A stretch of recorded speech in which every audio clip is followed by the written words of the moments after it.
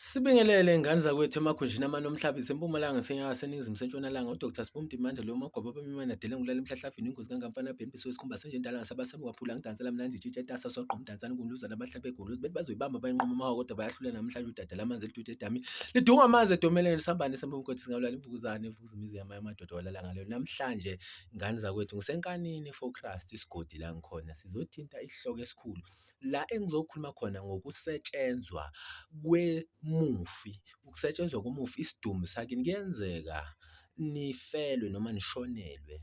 Umuntu mehambile emhlabeni aye emoshari but uthole sekuthengiswe amanzi akhe, amanzi esidumbu ngendlela ejulile engale kokuqabanga komuntu womqondo ophilayo. Lento le ikhandwa ngemithi kuyosetshenzwa lamanzi asetshenzwe ngemithi.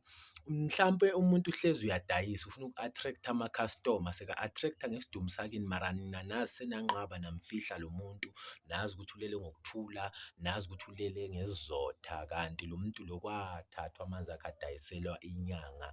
Wanonga-ke lowo muntu loyo osuke adayisa asetshenzelwe inyanga amanzi esidumbu anonga inyama. Uthi meyinonga le nyama ayithele ayivuvuzela ayishise laphaya ebhizinisi ukugqwala abantu inyama yakhe ngeke kuphele ngisho u-2 hours alibe ayidayisa ihleli iyaphela ngokuthengwa ngenkohlakalo yephunga lesidumbu esisebenza ngokwenkohlakalo enyameni, inyama ibe mnandi abantu lento bayizwe ijabulisa yehla ngesiphundu kanti inkohlakalo yephunga lesidumbu esetshenzwe ngemithi ethize.